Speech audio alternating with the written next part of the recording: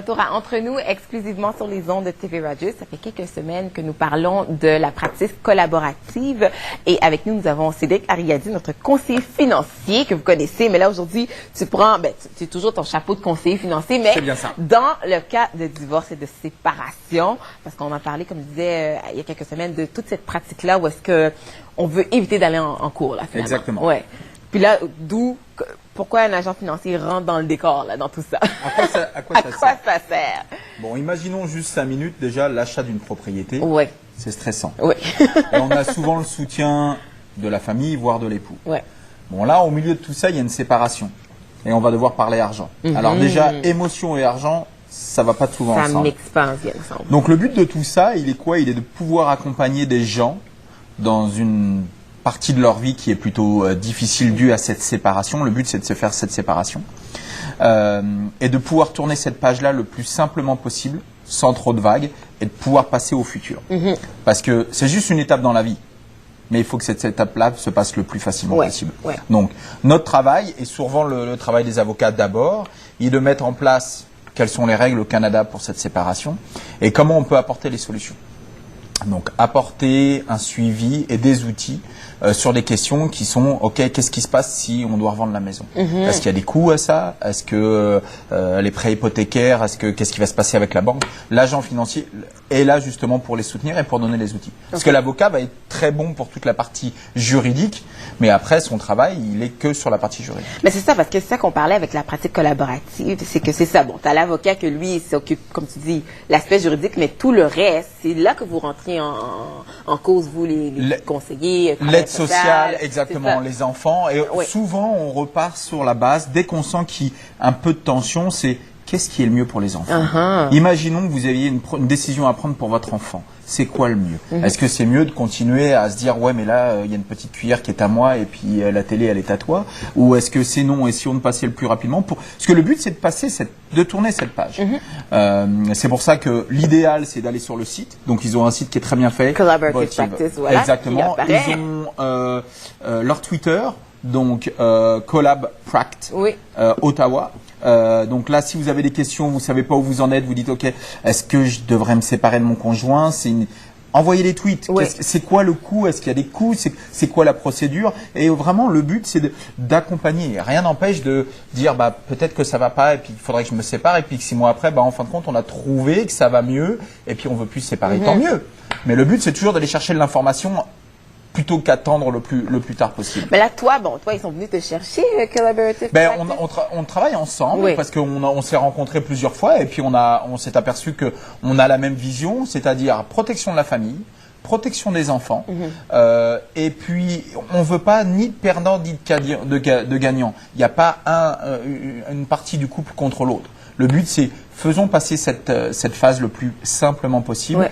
Il va y avoir des tensions, ça fait partie, mais à force de négociation, de discussion, plus d'outils financiers, par exemple, on va pouvoir vous aider. Mais à quelle étape que toi, tu rentres justement dans un processus? Est-ce que dès le début, je veux dire, c'est... Le plus tôt possible, mais encore une fois, il faut que les deux parties se disent, OK, oui, c'est bon, on se sépare. On est prêt à aller de l'avant et on est d'accord pour séparer ce qu'on a. D'accord. S'il y en a un qui dit non, moi je veux tout pour moi, t'auras rien.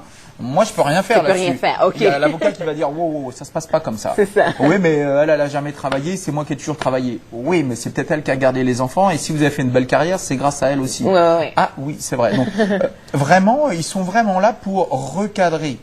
Parce que souvent on entend moi ma voisine elle a divorcé, elle a récupéré la super belle maison, la voiture et tout, et puis moi si je divorce je veux la même chose. Chaque cas est différent, chaque couple est différent, chaque famille est différente. Et encore là, il y a des fois où moi les avocats m'appellent et disent on a cette situation, qu'est-ce qu'on fait? Ça peut être un truc tout simple. Les couples ont acheté une assurance vie. On en parle souvent de ça d'ailleurs, Et si c'est une assurance vie jointe, c'est-à-dire que les deux sont sur la même. Qu'est-ce qu'on fait? Comment on peut la séparer? Oui, bonne question ça. Qu'est-ce qu'on fait, Cédric? C'est pas toujours simple parce que chaque compagnie a des règles différentes déjà. Il y en a qui acceptent qu'on les divise en deux, il y en a qui n'acceptent pas. Certaines qui acceptent disent on peut le faire, mais que pour une partie de la protection. Imaginons que vous êtes assuré pour 100 000 $, ils vont vous dire on est d'accord de la diviser en deux, mais vous n'aurez la possibilité de prendre par exemple chez London Life, c'est 60% maximum. Ok. Ok, donc mais si vous avez besoin de 100 000, vous faites quoi? Et puis si vous êtes devenu malade, c'est pour ça que les assurances vie sont très souvent, on en parle parce que ça aide un soutien à la famille, mais aussi tout ce qui est assurance maladie ou maladie grave. Là où on rentre en compte aussi, c'est lorsque par exemple, ce qui arrive, lorsqu'on a une pension pour les enfants. On est d'accord sur un montant, mais qu'est-ce que se passe si l'un des époux devient malade et ne peut plus la payer?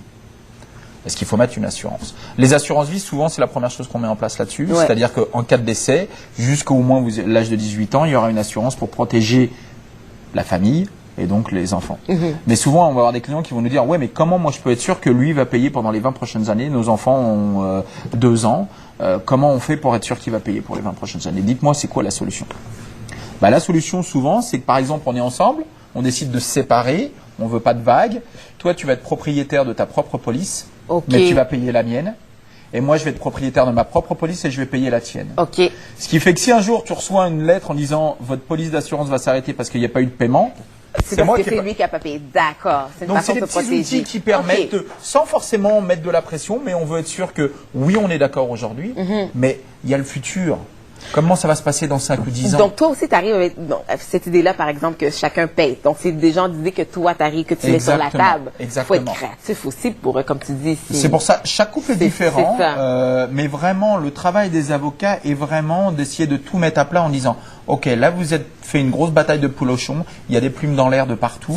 Faisons retomber la pression et passons cette étape. Plus ça sera simple, plus ça va être rapide, plus chacun fait sa vie le plus rapide. Donc encore une fois, allez sur le site, allez sur leur Twitter, Collab Ottawa, et vous allez trouver plein d'informations. Le site web apparaît toujours. Merci beaucoup, Cédric Larialdi. Toujours un plaisir de te voir. C'est un plaisir. Donc bien sûr, visitez le Collaborative Practice Ottawa pour les détails. Nous, on fait une courte pause et ça se poursuit entre nous exclusivement sur les ondes de TV Rogers.